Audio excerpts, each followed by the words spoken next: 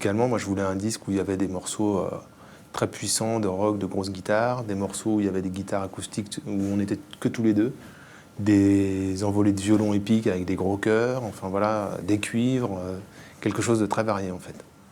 C'est ce que... Aussi bien musicalement, effectivement, que dans les thèmes. Ouais. Parce que les thèmes, on est justement dans l'Arcadie. L'Arcadie étant pour nous cette notion à double fond qui évoque à la fois l'aspect solaire d'Archimède, parce qu'on essaie d'avoir des chansons toujours joyeuses, allègres, ensoleillées, et puis des chansons plus en creux, plus sombres, plus tragiques. Et c'est ça l'Arcadie, c'est l'optimisme tragique. Et donc dans les thèmes, c'est très éclaté. On a une chanson sur les joies de la paternité de Julia, et puis une chanson sur les enfants malades. C'est le yin et le yang, version mythologie grecque. Et on a voulu faire ce disque, effectivement, Archimède. Comme il disait, très, très transversal. C'était une manière aussi pour vous de montrer peut-être un groupe un peu plus complexe que l'image qu'on avait? Ouais, aussi, ouais. Ouais, c'est parce important. que... C'est vrai que pour des mecs qui chantent L'été revient ou le bonheur est à la portée de tous, on a pu être comme ça par moments un peu suspect en fait de faire une pop très très légère. Mais c'est Dutronc est passé par là certainement et Nino Ferrer aussi même qui lui souffrait carrément de ses hits. Comment se répartissent les rôles? Parce que vous êtes deux frères dans la grande tradition de la pop anglaise. Il y a eu les Kings, il y a eu Oasis, il y a énormément d'exemples. Sur quelle base s'élabore votre collaboration? En fait, on travaille beaucoup individuellement, chacun de notre côté. On n'est pas toujours collés l'un à l'autre autour d'une guitare à chercher.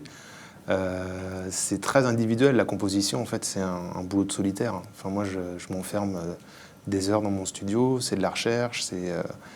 C'est vrai qu'on fonctionne différemment. Fred a une attitude quasi monacale. Il s'enferme jour et nuit, quitte à même souffrir parfois, alors que moi, c'est un peu à la Baudelaire, comme il disait, trimballer son sujet à la promenade, au bain, sous la douche, partout. Moi, j'ai besoin de me promener et d'aller dans des parcs. Souvent, les textes, les idées de texte, une formule qui fait mouche ou un petit air qui trotte dans la tête, ça vient ou à la je pense rando, que dans les textes, il y a besoin de flâner pour voir des situations, voir les gens.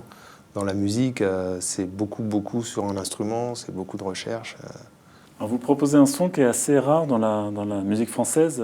On sent une culture pop derrière assez importante. D'où vous vient cette connaissance de la musique des années 60, etc. C'est familial, vous avez grandi dans un environnement... Ouais, on a infusé ça tout petit avec notre père qui écoutait beaucoup de musique.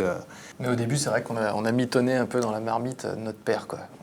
Il évoquait les pionniers du rock et tout, et il y avait aussi les Dutronc, les Nino Ferrer, il écoutait Renaud, il écoutait Paul Naref, donc on a toujours eu cette attitude pop un peu dégagée, comme il disait Dutronc, vous êtes un chanteur engagé, non, plutôt dégagé. On a grandi un peu là-dedans, plus dans Renaud et Dutronc que dans Brassens et Léo Ferré, en fait, même s'il les écoutait aussi, mais quand on ouvrait sa porte et qu'il nous disait dégager, c'était souvent Dutronc, ouais.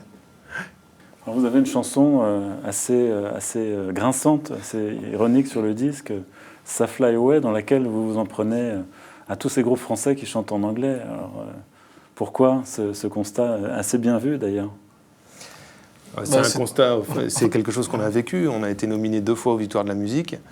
Ne pas l'avoir, c'est pas très grave en soi, mais ce qu'on a constaté, c'est qu'on était tout le temps à côté de groupes qui chantaient en anglais, quoi. La première fois, c'était Isia. Enfin, je ne vais pas tous les nommer, évidemment. On les aime bien, hein, c'est pas un problème. Et puis, je pense qu'ils vont se marrer en entendant cette chanson-là, parce que c'est une blague, en fait. C'est une joke.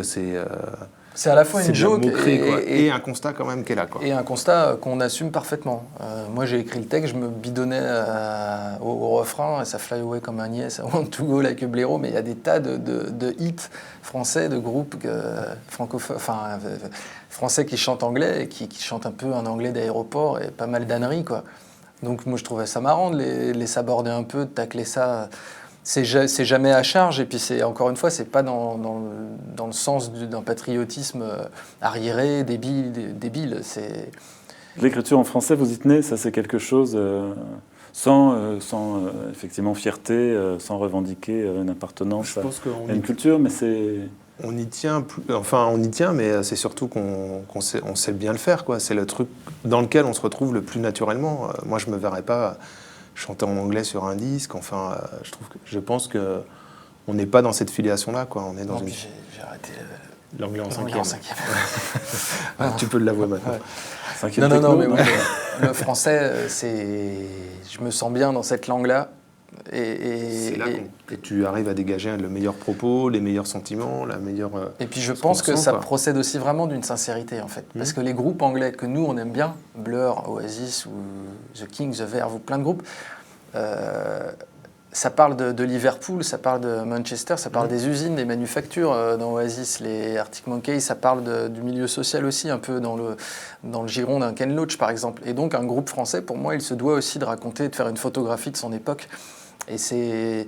Quelque part, notre attitude, elle est hyper sincère, elle est assez dans l'esprit des Anglais, en fait. Parce que nous, on décrit ce qui se passe autour de chez nous.